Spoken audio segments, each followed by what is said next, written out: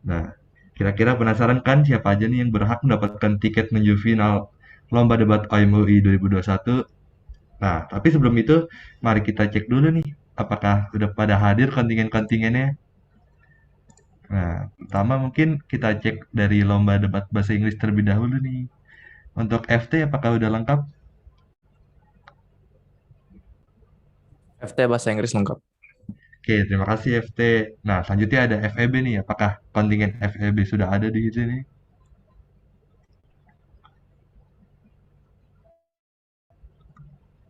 FEB hadir. Oke, terima kasih FEB. Nah, selanjutnya ada FH nih. Apakah FH sudah hadir pada malam kali ini? Eva hadir. Oke, terima kasih Eva. Dan terakhir untuk kontingen debat bahasa Inggris ada Fakultas Psikologi. Apakah sudah ada? Udah. Oke, terima kasih semua. Nah, selanjutnya mari kita panggil kontingen debat bahasa Indonesia. Yang pertama ada FH. Apakah FH sudah hadir? Hadir Bang. Oke, terima kasih. Selanjutnya ada Fasilkom nih. Mana suaranya Fasilkom? Hadir Kak. Oke, selanjutnya ada Visip. Malam Visip. Halo. Malam. Hehe. Dan terakhir ada FEB nih. Mana kontingen debat Indo FEB? Hadir, hadir, hadir. Oke, terima kasih semua. Nah, pasti kalian udah nggak sabar nih untuk berlomba, untuk menentukan siapa yang terbaik dan mendapatkan tiket menuju final Lomba Debat OIM UI 2021. Tapi sebelum itu, mari kita simak dulu pengumuman dari adjudicator pada malam kali ini. Untuk Kak Ensa, waktu dan tempat dipersilakan. Untuk matchup hari ini bakal di-present sama Justinnya. Justin. Okay. Yeah, hi everyone. So, selamat malam, good evening. So, kita tuh bakal before going to the motions, we will have like a little side allocation for the LM just to make sure that it's sort of like balanced for all teams. So, buat English debate dulu from room 1 FEB versus FT. Because FEB broke higher, kita bakal ada coin flip. So FEB boleh pilih head or tails. Kalau misalnya keluar heads, then you will be government. If keluar tails, then you will be opposition.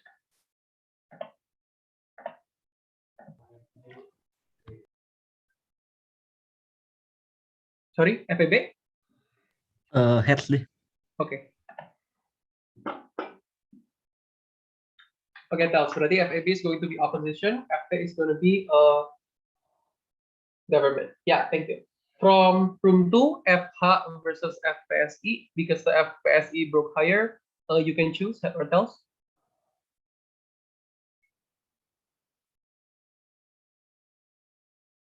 Psikologi. Head. Yeah. Okay. Yeah, tails. So FH is going to be government. Psikologi will be opposition. This is for English. Yeah, thank you everyone. So sekarang buat debat bahasa Indonesia, from room 1 itu Fasilkom versus FH. So Fasilkom broke higher, you can choose head atau tails. Head. Okay, head. So Fasilkom is going to be government. FH is going to be off. From room 2, FEB and Visip. FEB broke higher, so boleh pilih head or tails. Kita milih tails. Yeah, it's head. So Visip is going to be government. FEB is going to be opposition. Yeah. Okay. So we're like finalizing the draw now. Habis itu kita bisa langsung proceed to the motion launch.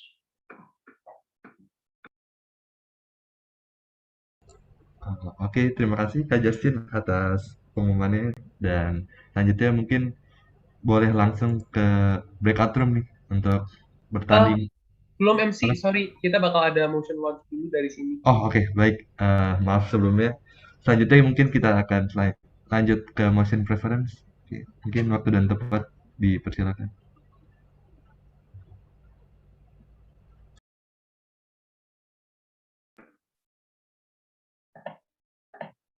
Yeah, so both draws sudah dirilis to the public tab. Yeah, you can look at the tab now, terus kayak rename yourself according to the room kalau misalnya mau di-allocate.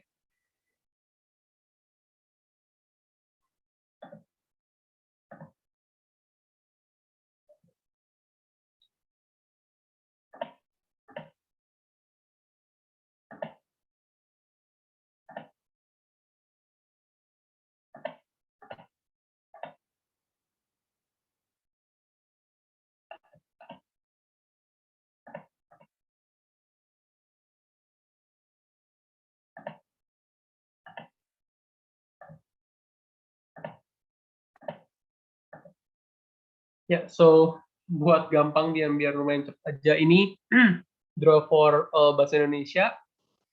Di room 1 FISIP government FPV opposition, di room 2 Fasilkom government FH opposition. Terus buat Inggris we have FH versus psikologi di room 1 and FT versus FEB di room 2.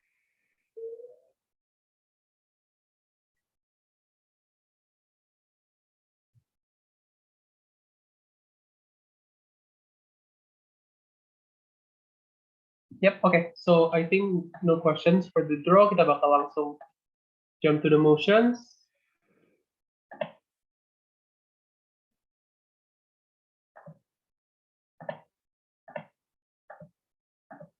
So unlike the previous 3 prelim rounds, sejak elim ini kita bakal use impromptu motions.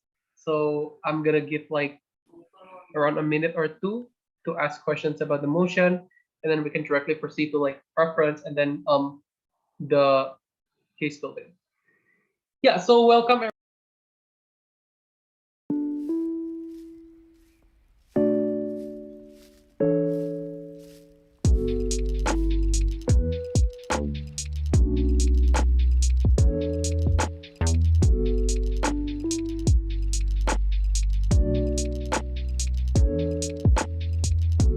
Optimism. Motion number 2, this house regrets the dominant narrative that individuals should do what they love. Motion number 3, assuming flexibility, this house will choose not to be bored. Buat bahasa Indonesia, motion nomor 1, Dewan ini menyesali preferensi sosial dan positivitas dan optimisme. Motion nomor 2, Dewan ini menyesali naratif dominan bahwa seorang harus melakukan apa yang mereka sukai. Mosi nomor 3, mengasumsikan bahwa keadaan memungkinkan, Dewan ini akan memilih untuk tidak dilahirkan. Any questions on the motions?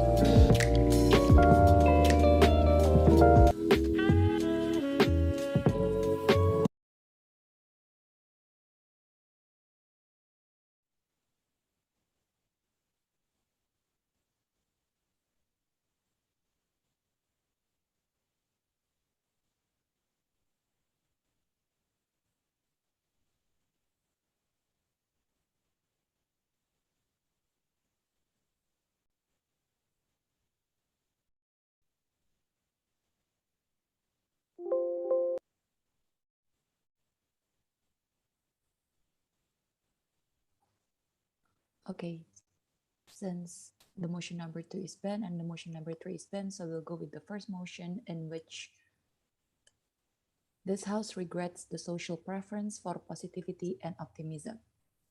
So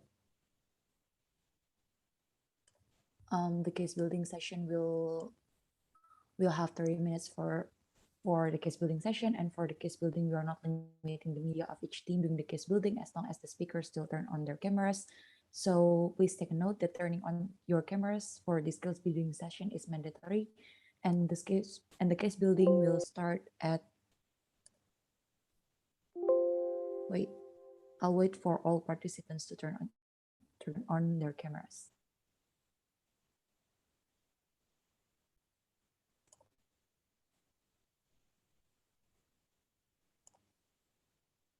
Okay, please turn on your cameras.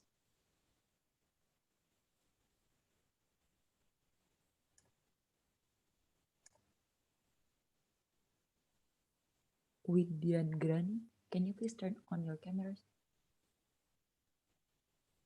so that we can start? Okay. The case building session will start at 3, 2, 1.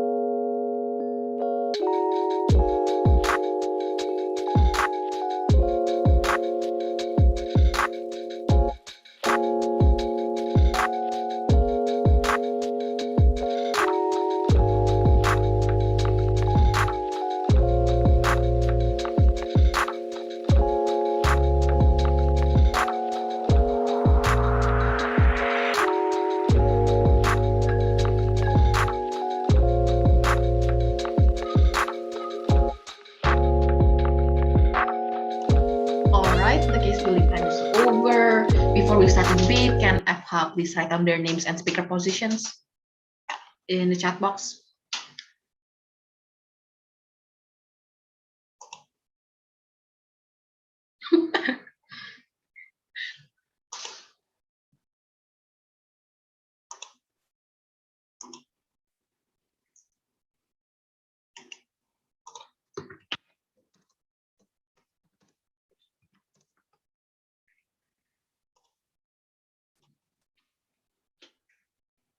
Okay, thank you. Before we start the debate, I would do a quick roll call, but I see that FH is already here and complete. Yeah, it's fine, it's fine. And Siko is also here and complete. So I'm just gonna do a quick roll call to the edus. Ian, are you here? Yes, I'm here. Einstein, are you here? Yep, I'm here. Okay, like usual, state your POI preference and gender pronouns before the start of the debate. Now, without further ado, we would like to welcome the Prime Minister to start the debate. Here. Okay, my extension lo apa? what was that? My pronouns will be she or her, if that helps with you. My POI preference will be for you to unmute yourself because I cannot see the chat box or you're raising hands, so I think that's clear enough. Okay. So I'm going to start my speech in 3, 2, 1. Panels, the day I lost my mother will be the last day I want to live on earth. The day I lose my mother, I will not be able to cope with this mere sadness. If opposition comes to tell me everything is going to be okay, you will live just fine without your mother. I cannot do that under their side of the house. I have to cope and realize that I no longer can live with my mother on earth. This is the kind of thing that we want to pursue under government side of the house. Before I move on to my substantive, few point of setups. First, social preference means that of positivity and optimism means that in sad circumstances and sorrowful moments, you are always prepared to just be positive and be optimistic of the future. Social preference mostly leads to pressure because it's now a community preference and expectation. It expects you to stay with a smile no matter what your circumstances are. There is a social pressure because society expects you to fulfill that preference, right? Second, what we regret is that society endorses and glorifies the idea of positivity and optimism as a single message in all kinds of circumstances, meaning it is the only alternative that you can assess when you are coping with bad things under your side of the house. But thirdly, on our side, we want to be realistic, right? By calculating consequences of events based on the facts, and it's probably rather than saying we can do all things, we are great at everything. For example, if you're great at math, under our side, realistically, you can win math competition. But if it's English competition, under our side, we realize that we have limited capability in English and willing to have less expectation rather than being so optimistic about winning an English competition. What I'm going to prove to you in my speech, how it's going to essentially prove you to lead a much better life and how you're going to improve much more better as a person, right? Move on to my substantive. Two points of substantive. First, why this kind of social preference is harmful. Few point of layers. First layer. It gives you pro-toxic positivity, right? Let's characterize the context of the real world. Sadness and bad things are more certain to happen in this world. There are myriads of instances where you might get thrown out so easily because there are a lot of problematic scenarios in reality and human nature because they are far more weaker and more prone when it comes to dealing with problems and sadness, and it becomes so overwhelming. The difference with happiness is that when you're dealing with happiness, you just get to enjoy it. You don't have any problem in coping with that. But let's see what is the proper mechanism of response to these bad things, right? First, you have to be able to have access and take time to process all those things slowly. This takes time, sometimes a lot, because bad things tend to be so overwhelming. This is not possible if you're pressured to feel okay or smile because your brain is unable to process why you should justify your status and why happiness or feeling well is justified at a moment of loss, for example. B, you have to be able to let out and process your feelings in a way that is not flowery or fancy. Recognize when you deal with things, you will have to cope with that, not in a manner of elegance, but rather take and bite that hard reality and accept it. This process is incredibly hard for two reasons. First, being sad makes you feel uncomfortable, and this is not a state that you prefer. You would rather be happy, right? But you have this reality in front of you, and you really cannot process that within your brain. But secondly, you have to realize that this is a reality, and you have to cope with it. E.g., when you lost both of your parents, you have to emphasize how it is very hard to actually live without both of them. This is a hard reality. It is so sudden. It is overwhelming. You cannot just tell them to smile just because they lost their parents. Realize that when you have to cope with this, it is not going to be pretty or easy. You cannot cope with this by just telling yourself that everything is going to be okay and that you will be happy instantly. Your coping manner might be ugly. You might scream, cry, break things. You might not eat for days, but you will not feel like yourself anymore, right? What happens when you can cope with in an ugly manner? You let yourself feel things you let yourself feel things that you let yourself the process in that sadness because now you're able to let it out instead of indulging in it. Why feel relevant after crying, right? That's the reason why, because it's such an ugly manner and we think that's the preferred coping mechanism. But comparatively, when you are told that you should not cry and you should smile, this becomes a toxic manner. Sure, you might be able to fake a smile, but it will not change anything. It will not make things any much better. You are told to feel happy, and when you cannot process the massive bullet of emotion, you cannot have access to those emotions of coping mechanism. Instead, you cannot feel those and suppress your feelings. This results in two scenarios, right? First, you're unable to move on because you just cannot cope with that really, really massive sadness. But secondly, you will be in a state of denial, meaning that you will probably go insane or you will be crazy in a worst case scenario, right? Let's preemptive opposition, right? If they want to say that there's no expectation, they want to champion their benefit that they have to achieve, right? Meaning that if they want people to not be sad, they have to be having this benefit of environment that is optimistic and positive. They have to engage with that. But second layer, right? Optimism and positivity creates a facade that distances you from the actual problem. It has taken the first mechanism to react as to a certain problem of occurrence. For example, when you actually face a problem, when you have this preference has been ingrained to prefer and glorified to be ultimate coping mechanism, your first reaction is that you're just going to say to yourself that you're going to be just okay, you're going to be fine.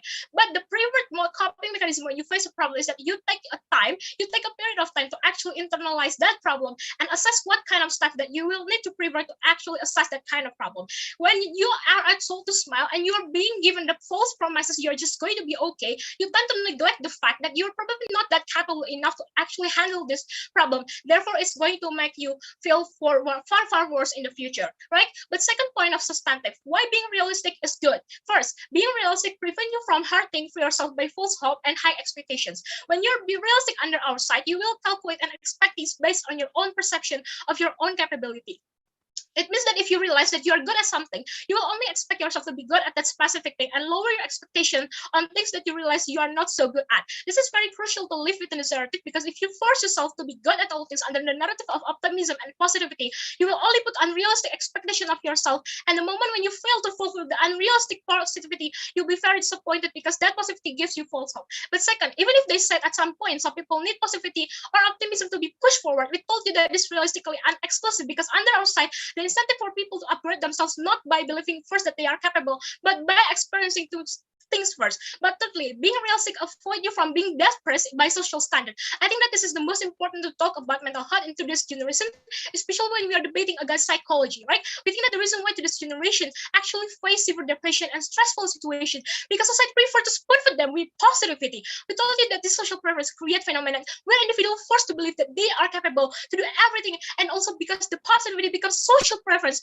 means there is a social pressure for individual to meet those standards of society of happiness. Fourthly, under our side, we told you that calculating and realistically will not force individual to put any unrealistic standard to themselves, therefore it's going to be much more better.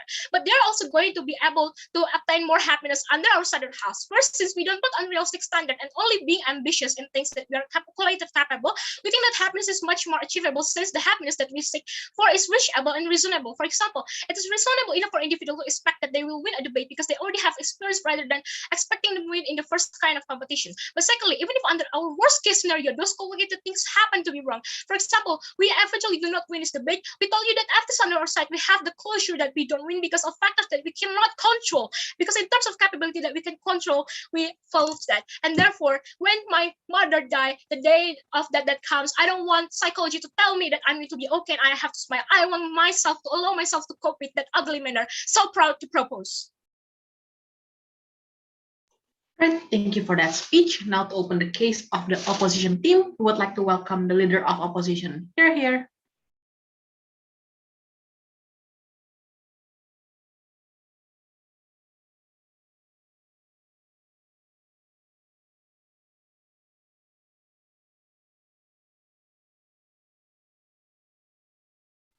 Okay, my preferred pronouns is she or they. Preferred POI method is just unmuting your mic and say POI. Wait, let me set my own timer first. Okay, now I'm gonna start my speech in 3, 2, 2, 1. I think it's a big misconception coming from this of the house when the moment they said that, oh, the moment we allow this optimism and positivism narrative to exist in status quo, it means that we're gonna invalidate your feeling, your sadness, your anger, for instance. I don't think that's something that's gonna happen in our side of the house, right? Because what happened in our side of the house, what we want is we don't want people to succumb to their own sadness. We don't want people to spiral down to their sadness and define themselves because of their failure, because of their anger. This is exactly what's gonna happen in under the side of the house. Because the moment when this optimism and positivism narrative doesn't exist, what's gonna exist under the side of the house is skepticism and stoicism, but where it leads to people feeling like they cannot go out from their comfort zone, feeling like they cannot do something that is, like out of their capability because they feel like it is not realistic. I feel like in our side of the house, realistic is something that still exists in our side of the house, but it's gonna be much better, right? Now, before I go to my arguments, few rebuttals. Number one, firstly, coping mechanism. They told us that their coping mechanism in our side of the house is gonna be ugly because we are suppressing your emotion. That's silly, ladies and gentlemen. Because what happened in status quo right now, there's so many mental health campaigns that tells you to tell about your stories that you are hurt, for instance, right? We're not invalidating your feelings there because we are listening to your grievances to begin with.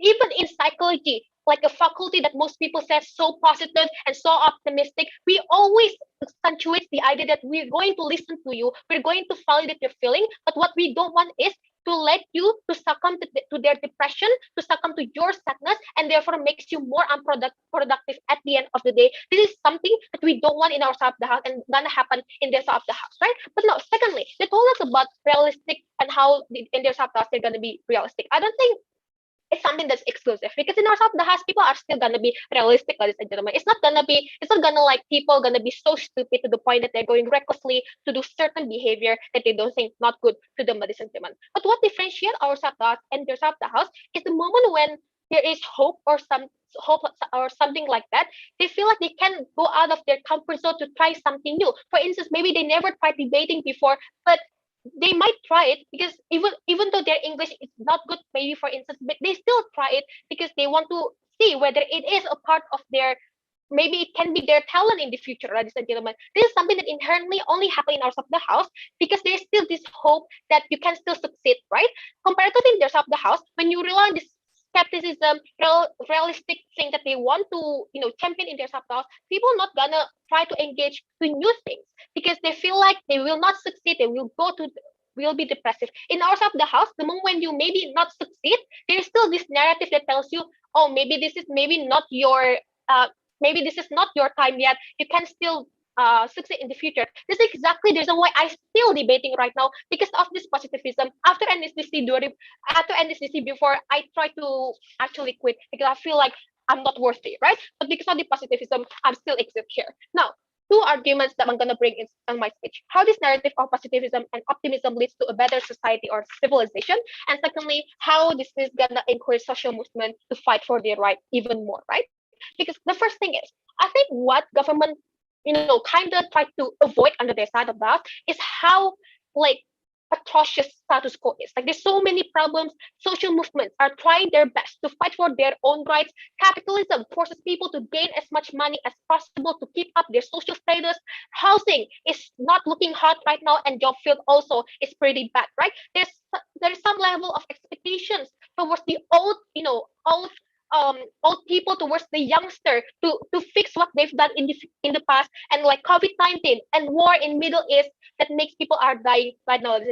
Basically, status quo is fucked, right? We believe that in this kind of stressful and depressive moment, you need this kind of narrative that tells you that regardless what happened, right, you can still find happiness from small things. Regardless what happened, that you can still find happiness in the future even though you are no suffering. We believe that this is something that's crucial. Why? Because I believe that the moment you succumb to your own depression, succumb to your own sadness without this existing narrative that exists in status quo, what's gonna happen is you're gonna be more unproductive. Because what's gonna happen is the moment when you lose something, the moment when you fail something, you're gonna stop doing it because you feel like it is not your fate. It is your fault. You feel like it is not. No, thank you. I have a lot of things to say.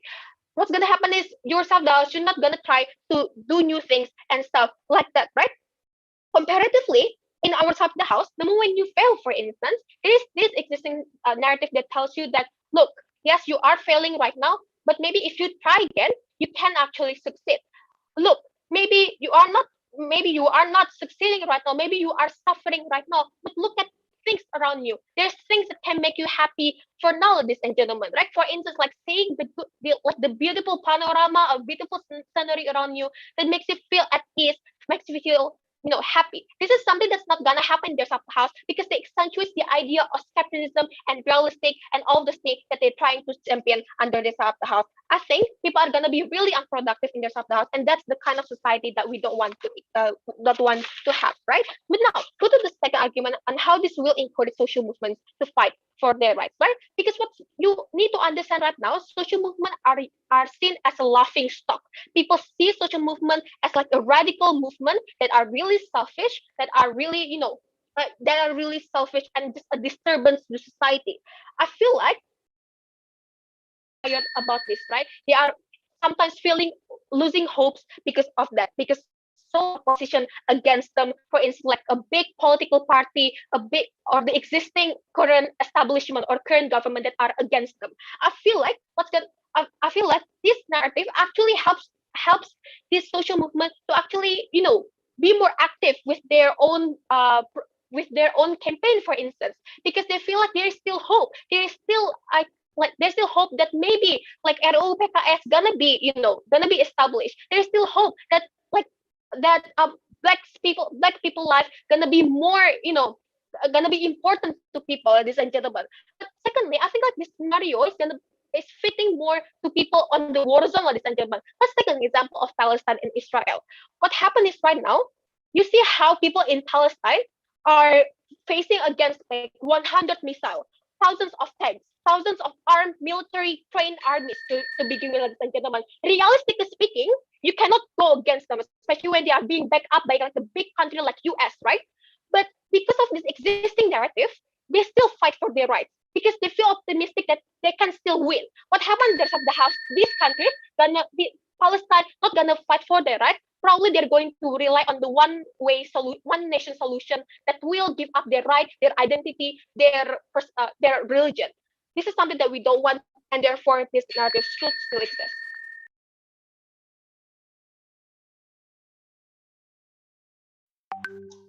Right, thank you for that speech. Now, to continue the case of the government team, we would like to welcome the Deputy Prime Minister. Here.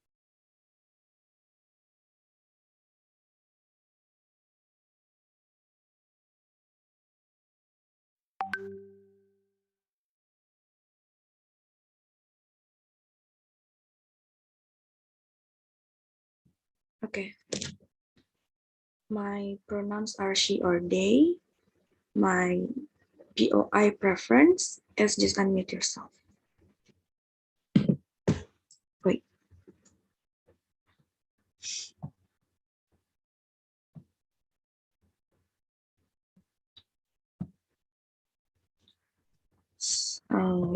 Wait. I'm preparing my speech. Okay, I'm going to start my speech in 3, 2, 1. Okay, so before I begin my expansion, I'm going to bring 2 individual rebuttals to rebut the case of the leader of opposition, right? Firstly, under the Senate House, they said that they will under government it will indulge sadness and it's going to be bad. 2 responses to this. A, we think that is so untrue because once you're able to cope with sadness, right, meaning that you will feel better eventually because it took time to accept reality, and it's okay to actually takes time to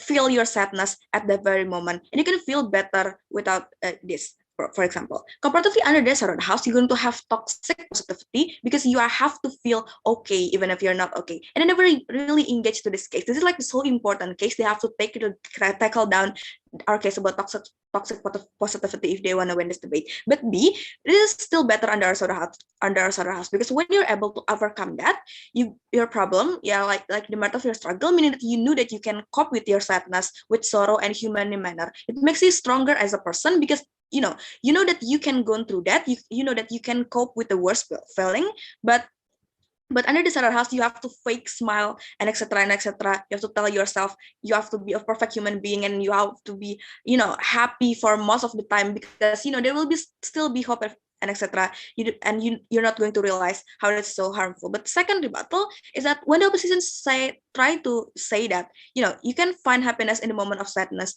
because there's a lot of good thing in this world. There's like a good panorama, for example. Two responses: A, we think that this is so untrue, right? Because we think that sadness is actually relative, meaning that when you feel sad, it won't just necessarily feel better because other people are happy or because there are butterflies around and you're suddenly going to feel happy under your other house. We felt this case by saying that once you see that other people are going to be happy, you cannot be in that state and you're expected to match up that level of happiness. This is going to make you feel more alone, then you will blame yourself more for not being able to forget your problem and be happy under this other house. But B, we're not going to indulge in our sadness, because when people realize that you have there is like when you realize that there is a process to cope with your sadness, you will go through that process, and you have and also under sort of has you have the freedom to cope with that in any manner you want,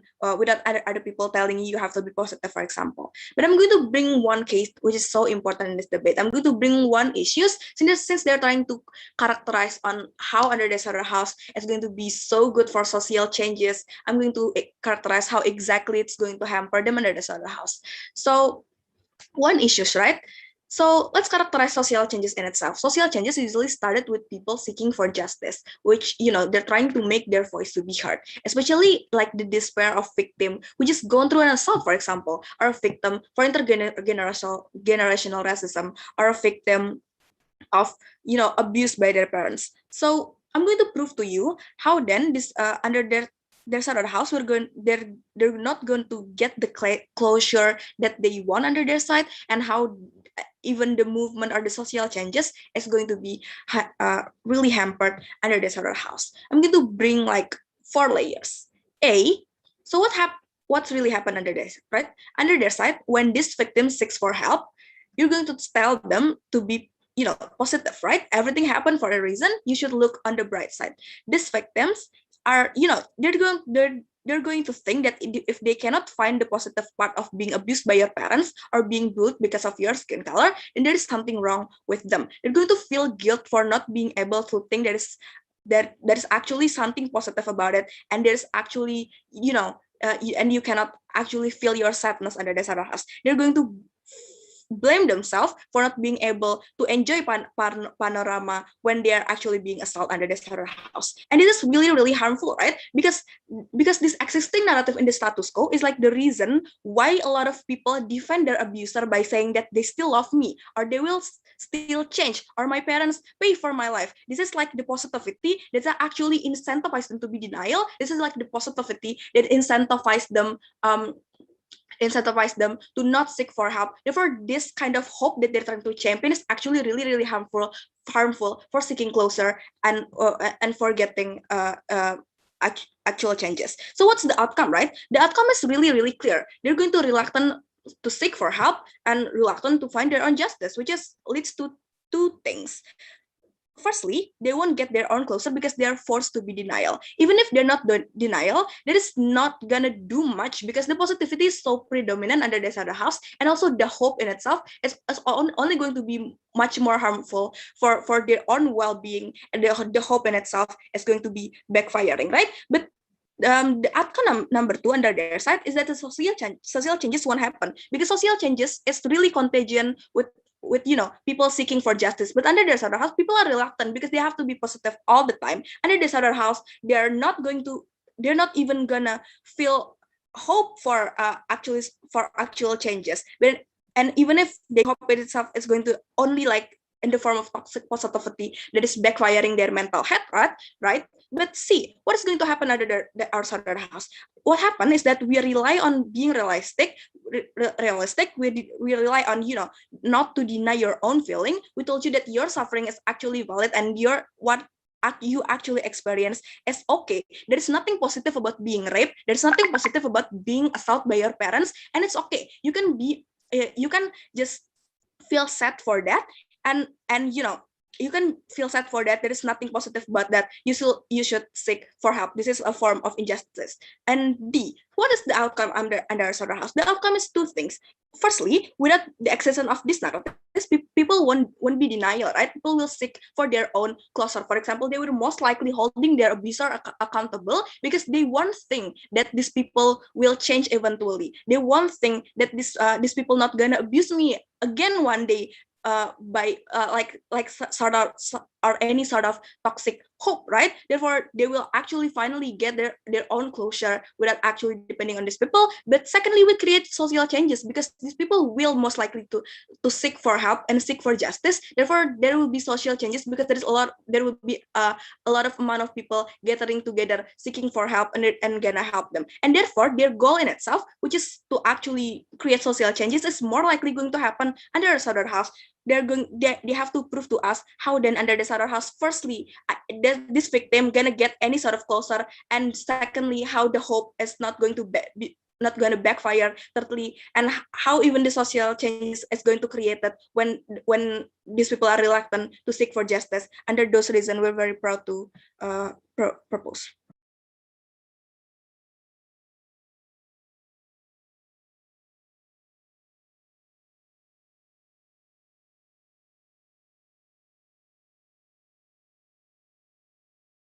Right, we thank the speech. For now, we would like to welcome the Deputy Leader of Opposition. Here.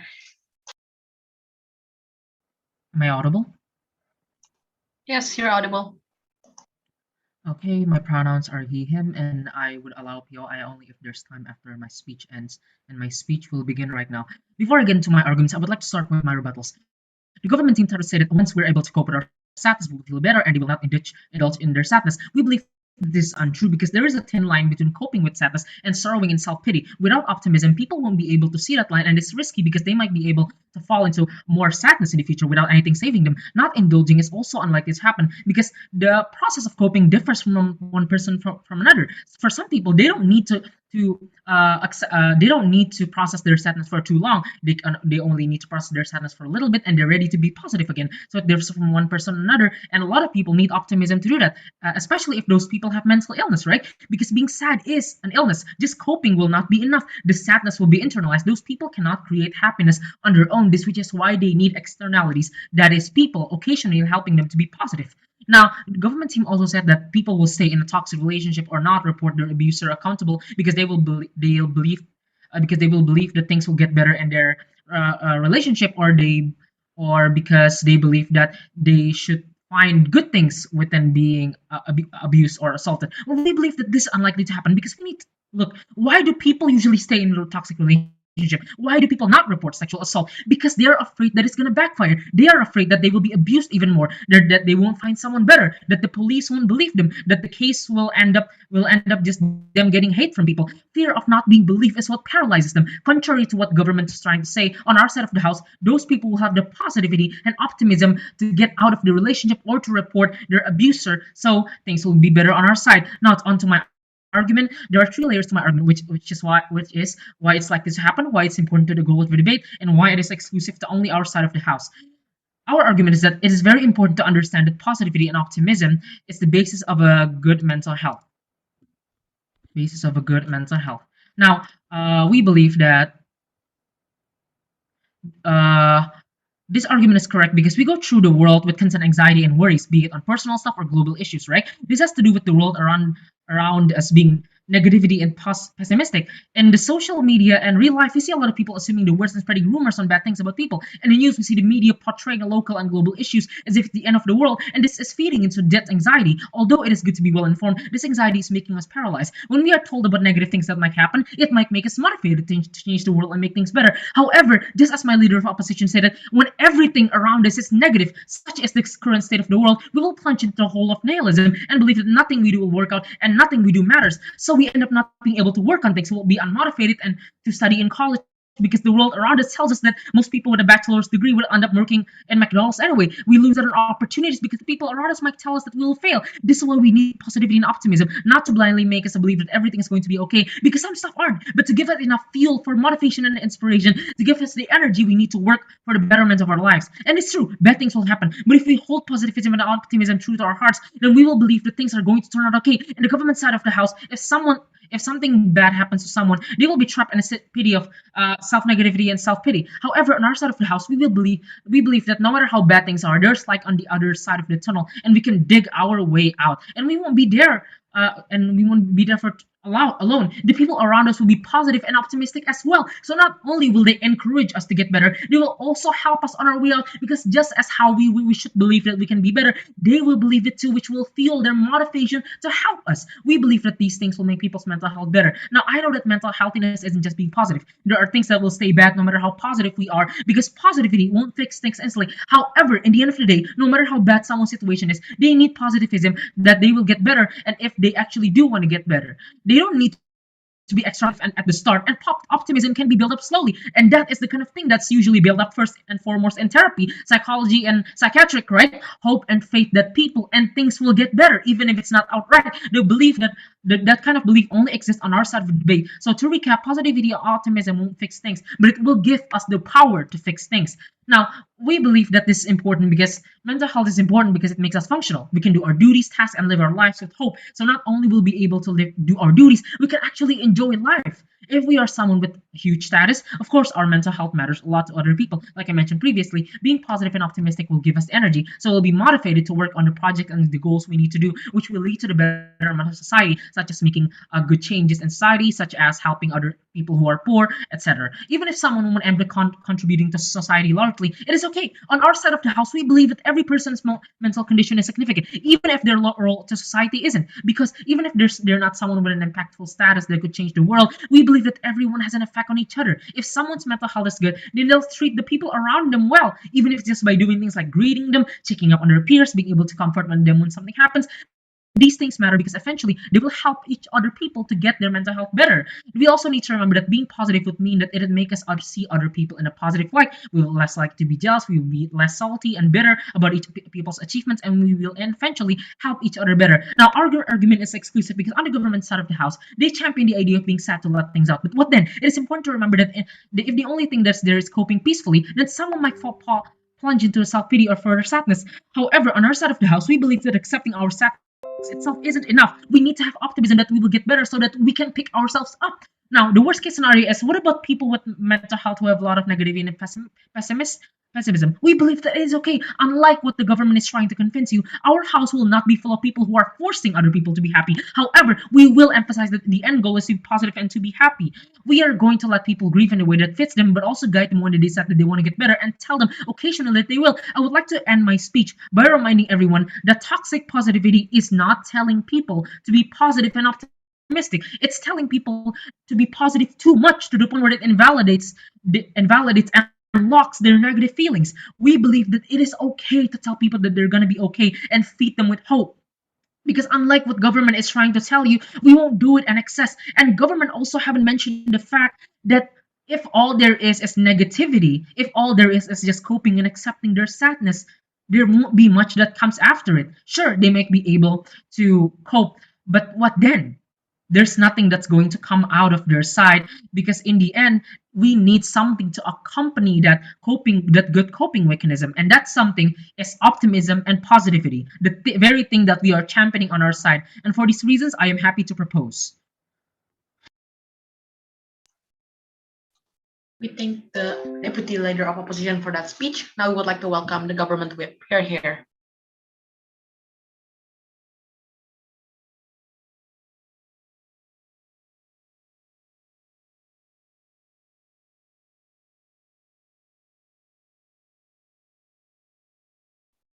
Am I audible?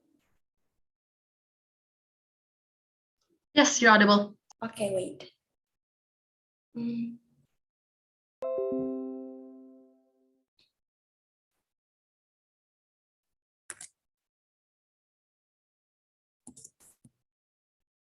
I'm going to start my speech in 3, 2, 1.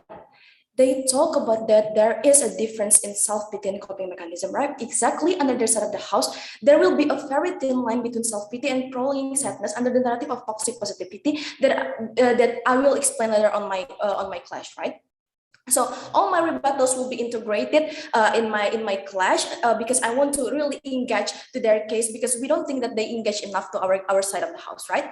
First clash is about happiness and closure, including which side actually endorsed depressions toward the individual. And second clash is about which side actually being discriminative towards the individual on both sides of the house, right? But first, let's talk about the happiness and the closure, including which side endorsed depression, right? The LO don't want people to not be succumb on sadness because they accuse our side of the house, our side of the house prolonging sadness of people because we feed them with negativity, right? I will debunk this idea. Firstly, we told you that our side will not prolong the sadness because under our side, we validate the feelings of the individual by saying that it's okay for them to cry and to feel empty after their parents died, for example, because the inherent nature of positivity under their side is to make things very positive, to look for the rainbow instead of validating the things, instead of validating the sadness, right? They need to engage to the scenario where in status quo, the positivity that being a trend in society is to tell people that it's okay, your parents died, you will survive, because they need to engage to the scenario that is happening in the status quo and not creating fake scenarios under their side of the house, right? Like we don't even know how to survive and how to cope, and that's why we ensure individual that it's okay for them to cry under the realistic manner, right? Secondly, they said that they are also campaigning on mental health by validating the feelings and so on and so forth. We told you that this is very weird and wrong framing because the social preferences happen under their side. They tell individual to look for the core problem because under their side, individual will look for the positive things instead of the problem that makes you sad. Thirdly, this is very harmful since in order for individual to actually feel happy and to actually upgrade themselves or improve themselves is by fixing the core problem. In order for them to know what is the core problem, they need to be spoon-fed by realistic things. They need to be spoon-fed under our side of the house, right? Because how come you expect people to cope from their trauma and actually feel happy if opposition side of the house tell them that they are going to be okay? Because under our side of the house, we will tell these people that no, you're not going to be okay if your parents dead unless you search for the core problem and unless you search for substitutions for your parents and so on and so forth and fix that under realistic manner, right? This is the kind of thing that we want to achieve under our side of the house as a coping mechanism. And therefore, under the side of the house, we debunk that idea that they want to provide happiness and to actually incentivize individual to search for coping mechanism and so on and so forth, because the individual do not have the incentive at all under the side of the house, right? Incentive is very important in this debate. Secondly, LO force individual to try things because maybe it is their talent, she said, right? And saying that maybe this is not their time when they lose, right? We told you exactly their side of the house pushing individuals to gamble on their feelings, on their freedom to feel empowered. Firstly, gamble means it's a 50-50 things, right? First speaker told you that under our side, even if we fail, we have the closure that yeah, we failed because of other factors that we cannot control, right? Because we already calculate it in a realistic manner. Secondly, under their side, by saying that narrative, even if they succeed, the narrative is because you're lucky by trying it, right? Not because you're actually good at it, since you don't have the track record on being good in that new thing. When they fail in their worst case scenario that they need to engage, this disappointment will be much more hurtful because individual have a false hope under the positivity, right? Under the optimism that they endorse, right? They need to champion the idea why false hope is okay under their side, why individual will not be very disappointed under their side, right? Secondly, they told the deputy leader of opposition told you that under our side we make anxiety very worse. We told you no, we don't make anxiety very worse, right? Because we don't fear monger them. We're speaking based on facts and calculations. We're not using some kind of hyperbolistic fear mongering and so on and so forth, right? We're only speaking facts and calculations. But even if under our side the anxiety will increase, we told you that this is good because it incentivizes it is an incentivized, right? Anxiety is a signal signal that they are uncomfortable. What is the point to push someone to be a model if they are anxious in being that? Under that logic, the opposition actually force people to linger in a situation that make individual not comfortable and anxious by saying that you should try, maybe you're good at it, while the individual itself is feel anxiety under their side by trying new things. For example, the DLO tried to champion the idea of that we don't pushing people forward and not giving them anxiety, while actually pushing people forward to the new things that they are not comfortable actually gives more anxiety under their side of the house. Because under our side, we make individual accept the storm and actually choose their own battle by calculating whether they are good or not, to actually minimize the risk of being anxiety and not influencing them to be more anxious and uncomfortable. We realize that everyone don't have the ability to fulfill the social pressure, and that's why we win also in this debate, right? We provide happiness better by flipping the logic on being anxious, and we actually provide more safe place for individual to feel happy under our side, and how there's actually put individual in a more worse scenario of anxiety. Second slide. Second clash, which side actually being discriminative, right? Because both sides agree to talk about Pakistan, both sides agree to talk about the sexual harassment victim and so on and so forth. But first, let's talk about what the leader of opposition told you, right? The LO told you that happiness under their side comes from small things. They also talk about Pakistan will be much more worse under our side. We will try to debunk this idea. We told you this is not the case, because under their side, Pakistan will always go hostile against America. Pakistan will gamble on women and kids to die in the war because of the positivity that, well, maybe they will win against America. Under our side, we don't want to gamble on lives. We will tell this Pakistani that you have less chance to win against America, then maybe you should do diplomatic agreement. Maybe you should ask for help from other NGO and actually decrease the amount of the victim that is happening in the status quo, right? Because the reason why there are many victims, there are many kids and women died, it's because under their side of the house, they give the narrative that Pakistan will win against America, right? No, we don't want that kind of thing, because we want to prevent this kind of innocent people to die more, because we actually push Pakistan to actually search for realistic ways such as diplomatic agreement and other way. Like second, government bring to you about the positivity that incentivize sexual harassment victim to not seek closure, because, well, maybe my abuser will change, well, maybe my abuser will not do that again. The DLO said that they are afraid because of the society pressure of non-believing the victim. We told you that the idea of non-believing happened because society is usual to give abuser redemption, right? Society usual to give abuser a scenario where they can change themselves and actually, be good again under the positivity and optimism, right? This is the kind of thing why non-believer happen in the status quo, because there's another house keep endorsing those kind of positivity. And that's why we think under our side of the house, we will provide more closure, and that's why we will still win in this debate. Thank you.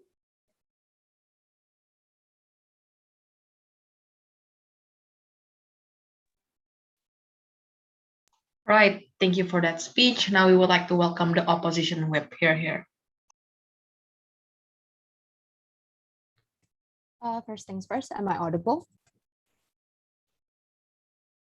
Yes, you're audible. Okay, before I start the speech, my preferred pronouns is she and her, and a method of POI is to just open your mic.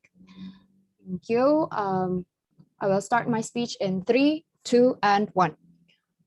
My debate will be structured as such: rebuttal towards opposition, priorities and comparison, as well as justification. Our debate's main focus is the social preference for positivity and optimism. Might we remind you again that both of these feelings, despite being positive and flowery, doesn't by any means invalidate the existence of any lingering negative feelings of sorts. First, I would like to generally rebut and argue with the opposition's points. Positive emotions don't suddenly kick reality and rationality out the door. Rationality exists on both sides of the house. You don't have to smile and laugh when you don't feel so. Positive emotion doesn't have to have a physical emotion. We won't tell you to suddenly feel okay and smile and laugh as you say. Again, positive energy doesn't have to be logical. Positive energy can also provide closure. In order to accept something as is, we need that positive light in order to accept bad things as an experience instead of a loss, as the Prime Minister has firmly stated before. What if it makes people unrealistic? Won't it make us unable to reach our goals, and we should focus on the realistic stuff instead? Won't we be disappointed by ourselves? We can still consider the probability of these things happenings without irrationality worrying about them. As an example, even if someone is optimistic and positive that they wouldn't get into a car accident, they'd still wear seatbelts, right? The harms that are mentioned by the government, that is positivity causing recklessness and toxic positivity, could be nullified by just setting up standards of safety and expectations. The governments have so far failed to provide a genuine way to defeat negativity and make them feel good or happy.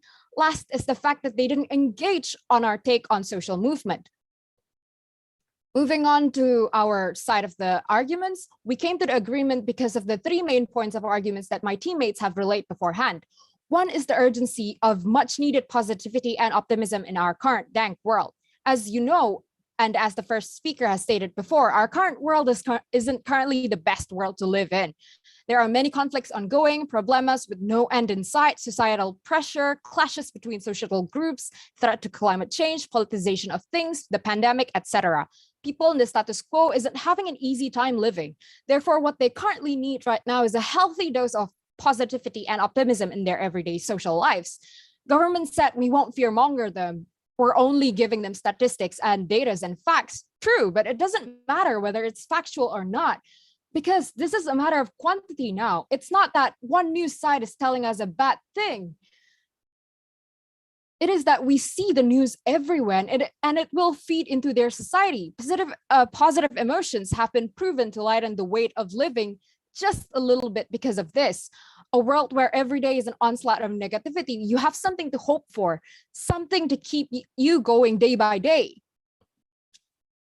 Two is the personal impact of positive feelings towards individuals, especially in their state of mental health, as well as addressing their clash on toxic positivity. As we know, the current world made a huge dent on humanity's mental health as a whole. Mental health issues are supremely prevalent in these days. Cases like depression, anxiety, PTSD, and so many more. The cases and sometimes mishandling of them is at an all-time high. While positive energy can't cure mental health problems, they do work to help ease those who are struggling, especially in cases like depression, where happiness can't come from the inside. It's a little bit of hope that you are doing better, you are giving your all every day, that you are just doing your best every day. Having that dose of assurance every day makes people suffering with mental health issues able to go about their days just a tad bit easier with a lighter shoulder. Positivism makes people functional. We see things in a more positive light without abandoning rationality. We don't brush away or invalidate the feeling of negativity as the government has prompted. Not at all, as we are all human and we are prone to feel bad emotions, but we encourage getting out of set emotions towards the light, where we get to actually enjoy living to the fullest. Actual mental health campaigns and professional help encourages this. Us as psychology students knows this best. Identifying the negative feelings, finding the best coping method towards betterment, positive feelings. We encourage finding happiness in everyday lives, the good in little things, to go through towards the road to recovery. And acknowledgement needs to be given to those bad emotions. Time is, of course, given along with said acknowledgement. Our side of the house refuses to make negative feelings define people as what they are. Also, positive emotions encourage people to seek help, proper help, without wallowing in their own internal sadness because of their skepticism of the system that might or might not be wrong. A happy person is a productive person, right? Having a positive and optimistic mindset makes you a productive person, contributing towards a healthy, happy, and wholesome society, which brings me to number 3, society as a whole and social movement.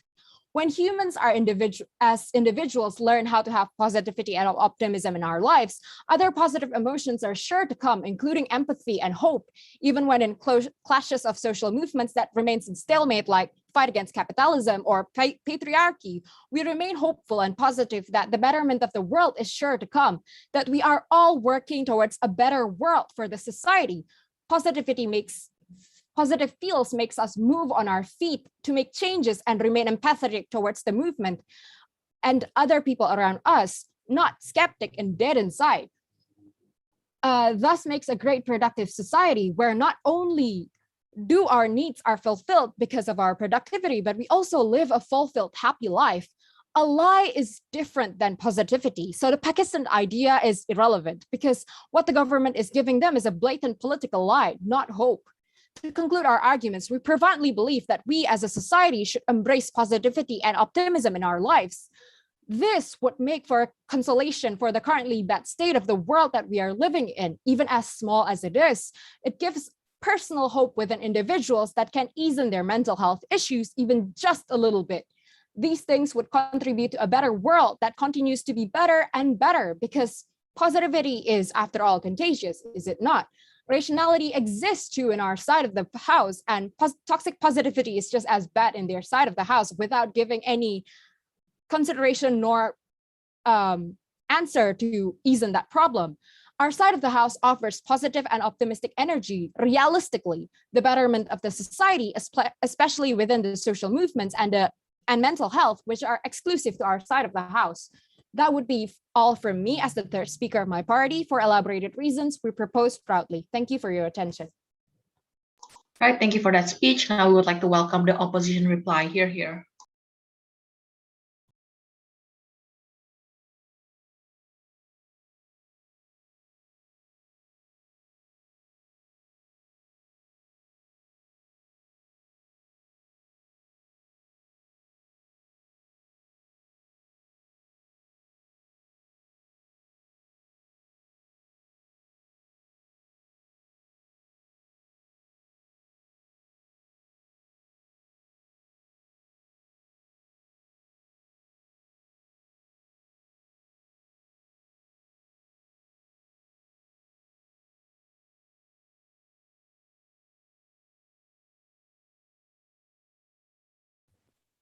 Sasagla, I'm so sorry, but I think your microphone's still muted. Oh my God, sorry, maaf. Okay, sorry. Okay, I'm gonna start my speech in 3, 2, 1. The biggest mistake in this debate is to assume that positivity means that people are gonna be, gonna disregard their rationality, that people are gonna be so happy, and people are gonna force other people to smile, to forget about what they're feeling, to always, be happy, guys, be positive, and all those stuff. I feel like that's not gonna happen in our side of the house, because what happened in our side of the house, we explained to you how in our side of the house we direct people who's feeling sad, who succumbs to their depression, who's spiraling down to their anxiety and their overthinking, to see that some to see that something is actually that they can feel better, that they can be better in the future, ladies and gentlemen. What happened just after the house, the moment there's no narrative like positivism or optimism, what happened is they're going to internalize their problem, right? Because there's no externalities like this. The problem with this debate is that they never actually tell you any sort of mechanism as to how people can be happy. Because the only thing that they told you is that, oh, people can be happy because you give them time and then they can, think about to solve it. But they never actually put a link back into that by saying how they can be happy just because of that, right? In our side of the house, we tells you that at least because of this hope and this optimism, it leads you that it incentivizes you to actually see the silver lining of everything that can eventually makes you feel better. But educator, if you still feel unsure about this debate, two issues why we win this debate, right? Firstly, on the idea of better civilization, because what we're trying to say in this debate is that this world is basically fucked up, right? There's so many negativity, so many problems, and people are internalizing their own negativity in many kind of ways, ladies and gentlemen, either sadness, anger, and all of those stuff, right? It can lead to unproductive. People are afraid of going out of their comfort zone, for instance, things like that, right? And this is accentuated by their proposal that trying to eliminate this kind of narrative, right? What's going to happen is people are going to be more unproductive, more sad under their side of the house, and therefore the happiness that they want in their side of the house not going to be achievable. Comparatively, in our side of the house, we already told you step by step as to why people can be happy just because they see a simple panorama. Because at least the moment they feel sad, for instance, and they see something that can make their heart at ease, they can use that as a starting point to start a new journey, for instance, right? Instead of trying to always remembering their problem, always remembering and internalizing their problem, which gonna make them internalize their status under the house, right?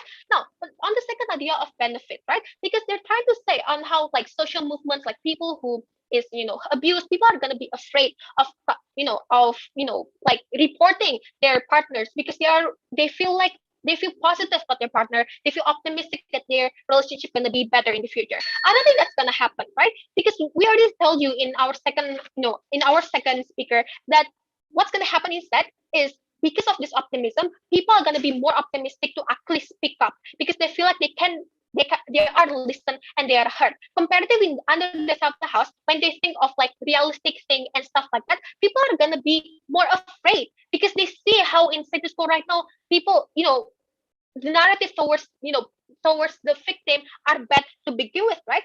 Exactly. That's why my argument about like Palestine, which is Palestine, not Pakistan, Maita, is worth here because realistically speaking, these people not gonna succeed, right?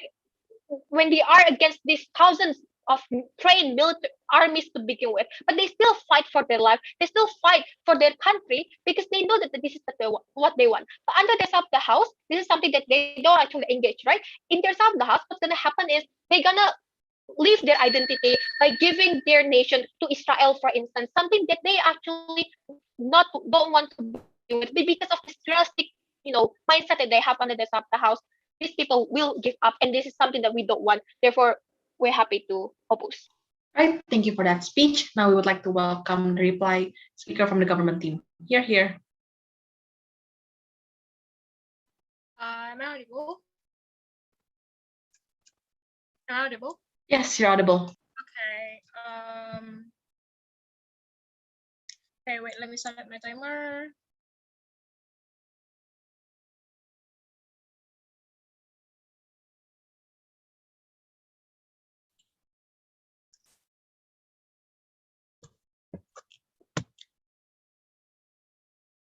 I'm going to start my speech in 3, 2, 1. Panels, notice that the case that the opposition has to take and the vote that they have to take in this case is that they have to push for extreme positivity, because regardless if they say they are going to operate on the basis of moderate positivity, then the people are not going to be able to get and break free from that sadness, right? We think that's the kind of case they have to engage with, and notice the fact that they never really played that because they played safe, and that's why government should win this debate. But regardless of that, let's take their base claims, and still I will tell you in my speech why we still win this debate, right? Opposition case relies on good things and indicating that there is hope. But in worst case scenario where you lost a parent, we prove to you even your favorite show feels like nothing. In their best case scenario where sadness is just losing your cat, your sleeping will also feel like nothing without its presence. We prove to you even in the best and worst case scenario, even if there are good things in the world, does not automatically will make you feel happy. Even if there are hopes, does not automatically will be able to make you to cope with your sadness, right? Two clashes that happen in this debate. First on coping mechanism, but secondly on social movement. On first clash, coping mechanism, right? First, they told you that government cannot break free from sadness. What did we told you? A, they considered and acknowledged it is not impossible to break free from sadness, right? In government, after addressing your feelings and problems, because coping will, this is true, because coping will not take forever, right? Notice that. What we acknowledge is that it is okay to feel bad at the moment and feel sad okay at the moment, but this is not a state you should engage in forever. Because B, this is even better under us, because the support system will still exist under our side of the house. But the difference is under opposition, they tell you that you have to feel happy and you have to feel okay at that very moment. But these people under our side tells you your feelings are valid and it is okay to not feel okay at this moment. That is the crucial difference of support system that both mutually access in both sides of the house, but we can see the difference that these people are going to be better under our side of the house because they don't push you to feel okay at the moment. This validation that comes from others actually consolidate you that you are not alone. Meanwhile, under opposition, you are alone because you are the only one who feels like your feelings are invalid, and you're the only one who feels like your world is ending because everyone seems so happy and there are hopes in this world, right? That's what they glorify. But see, their case is not exclusive because under our side, humans have natural incentive and ability to move on. In fact, the debate should not be about who can move on, but which coping mechanism is better. This brings us to the second point. They say that it is not toxic positivity, right? First, they cannot say this and frame their case with this framing, right? It is not fair because they said this narrative can make deeply sad people to cheer up. If that's the case, they have no push for extreme positivity, no moderate positivity, right? Because there's no way you can cheer up a person who lost their loved one only by saying positivity is a good thing. Instead, they have to push them every day to be positive. Their burden is to answer why toxic positivity is okay, and the fact that we never see this coming from opposition is a big loss under their side of the house. Biggest case coming from government has never been engaged until the very end of the debate, and that's why we win, right? But second, what happens under their side is that they invalidate people's feelings because they have to be grateful and there are hopes. We frame this preference by society. They are less likely to engage with seeking help if they are pressured to find a way to feel happy, right? The truth is no one can make you feel happy but yourself, right? That's what we told you under our side of the house. But why we won this class? Two things. First, benefit opposition is not exclusive because support system still exists in both sides, but the approach is better under our side. But secondly, they don't engage in the toxic positivity. But second, clash, right, on social movements. First, they say that they will have social movement under their side because of hope. We told you several things. Social movement happens when there's a collective anger from people who feel wronged by their oppressors. That doesn't happen on opposition because victims suppress their own emotion because the narrative that they have to find a positivity thing behind their sexual assault instead of being angry to their oppressor for assaulting them. Notice it's only access under outside the house because we allow for ugly manner for coping mechanism. What happens under opposition is that victims of rape will feel they are the one at fault for not being able to cope with the sadness because they are expected to say it is okay and move on. Help under their side makes people stay in toxic situations and will not seek for justice. They cannot seek for accountability, right? They all try to say it's because they are afraid to be seen as lying, but Maita already rebut the all by saying that people are afraid they won't be able to believe because positivity narrative saying their abuse can change and therefore that's still cause positivity that they champion. And that's why we are so proud to propose, and that's why FH should win and take this debate. Thank you. Right, thank you for that speech. And with that, that ends our debate for today. You can directly leave the breakout room, and me and the other judges will be deliberating, and we'll get the result in the main room. Thank you, guys. Thanks for the debate, everyone. Thank you, Kak. Thank you for the Good debate, guys. Thank you semuanya.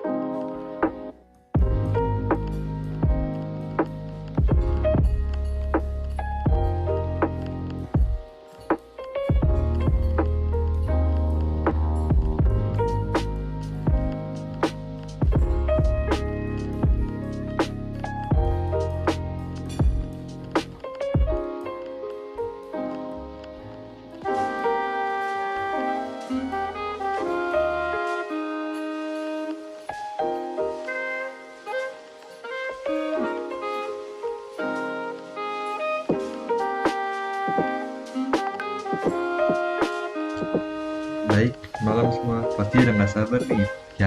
Penasaran siapa aja sih yang berhak maju ke final? Tapi sebelum itu kita cek dulu nih kehadiran kontingen-kontingen kita.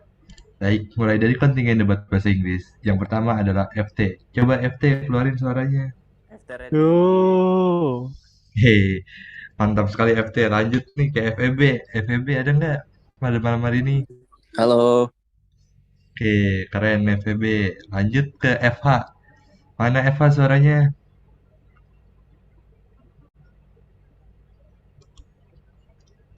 Halo Eva, malam. Udah siap belum untuk pengumuman? Oke, sembari kita menunggu Eva, mungkin kita bisa lanjut ke Fakultas Psikologi. Mana nih suaranya? Hadir. Oke, mantap sekali nih kontingen debat bahasa Inggris. Lanjut ke kontingen debat bahasa Indonesia. Yang pertama adalah dari FH. Apakah ada?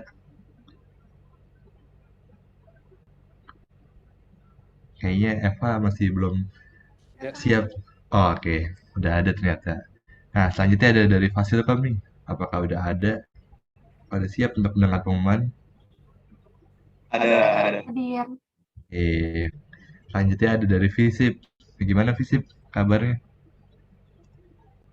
Go, Visip, go. Mana, Fik? Keren, keren. Nah, terakhir ada dari FEB nih.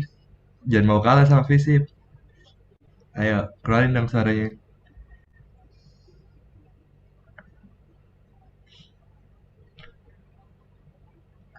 Apakah FEB ada?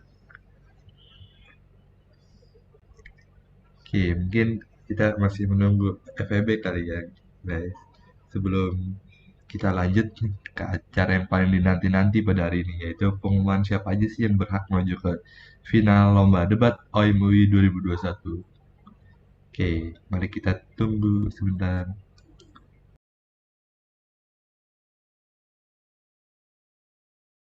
Dikarenakan FEB sudah hadir, maka tanpa mengulur-ngulur waktu, kita lanjut nih ke pengumuman siapa aja yang berhak maju ke final Lomba Debat OIM UI 2021. Pada adjudicator, waktu dan tempat saya persilakan. Yep. Okay. Thank you, MC. So yeah, hi everyone. Thank you. So all the fellows for semifinals are in, and we're just going to announce the result like now. Yeah, I'm just gonna roll call the chairs to make sure that everyone's here. Dia bilang dia nggak bisa. So Hezron. Iya, halo semuanya. Thank you, Okay. Justin. Oke, jadi Okay, wait. Hezron Actually, dari I was. Ciko dan aku tadi. Oh, lo ngecek ya? Oke. Iya, tadi cuma rokok. Oke, nggak apa. Hezron and then Joan. Hi, I'm here. Okay, and Joshua. Yep. Oke, since tadi Hezron udah kayak niat banget, yuk kita bakal mulai dari Indo, room 1, Hezron. Oke, sorry everyone.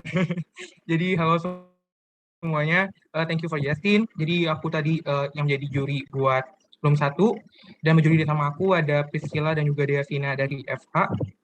Dan di sisi government kita punya FISIP dan di sisi oposisi kita punya FEB. Di bawah mosi, Dewan ini menyetali preferensi sosial terhadap positivitas dan optimisme. Dan dengan desisi anonimus, kami memberikan kemenangan kepada tim oposisi FEB. Selamat kepada FEB dan komisasi untuk tim FISIP.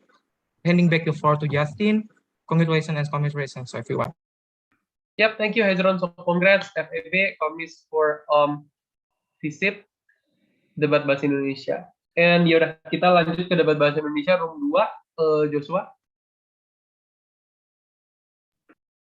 Oke, makasih Justin. Jadi di room saya ada di room I2 ada debat antara Fasilkom di tim pemerintah dan FH di tim oposisi. Di mosi 2, Dewan ini menyesali naratif dominan bahwa seseorang harus melakukan apa yang mereka sukai. Mengejuri bersama saya adalah Ensa dan Renatan. Jadi hasil akhirnya kami menghasilkan keputusan bulat 3-0. Selamat kepada tim oposisi FH, komiserasi kepada tim pemerintah Fasilkom. Yep, okay. Thank you Joshua for the announcement. Now we can move on to like the English debate announcement. In room 1, we have Joan as the chair. Hi, I'm the chair for room 1. So in the government team, we have FH, and in the opposition team, we have Fpsi. And under the motion of this House regresses social preference for positivity and optimism, judging with me is Einstein and Ian. And we think that it's quite a tight debate. And finally we have a split decision with a dissenting chair. But the team that will be proceeding to the next round is congratulations to FH. Okay, thank you, Joan. Congratulations and commiserations for the team who have not proceeded. And finally, it's in room E2, the debate between Technic in government and FEB in opposition. I was the chair. Judging with me was Ricky and Alvin, both from FH. It was a great debate under the motion number 2, individuals doing what they love. With some deliberation and finally with a unanimous decision, the final grand finalist of OIM 2021. Congratulations to team opposition FEB. And commiserations for FEB. So yeah, that is going to be all the announcements. So congratulations for all the grand finalists and commiserations for those who have not proceeded. But tomorrow we will have like the rounds for grand final as well as perebutan juara 3. So all the semifinalists are also expected to come because you will be competing to get the second runner-up title. So I think jamnya bakal sama kayak hari ini, which is like jam 7 masuk ke Zoom. We are going to do the entire proceeding, and then after the grand final, I really don't know what else to do. Jadi kayak, okay, I'm gonna return this back to the committee. Congratulations and commiserations everyone once more. Oke, terima kasih Kak Justin dan juga para adjudicator lainnya atas memberikan pengumuman yang sangat menggembirakan bagi sebagian pihak tentunya. Tapi Untuk yang berhak menuju final saya ucapkan selamat karena usaha kalian tidak mengkhianati, dan untuk yang tidak mendapatkan ke final saya ucapkan semangat karena penantian kalian belum berakhir karena besok masih ada pertandingan yang perlu kalian ikuti. Sekali lagi selamat dan semangat untuk semua. Saya Muhammad Bintang sebagai MC izin pamit undur diri. Terima kasih semua. Oke, thank you semua. See you besok. Besok kita akan ketemu lagi. Dadah untuk final dan third place. Thank you semua. Thank you.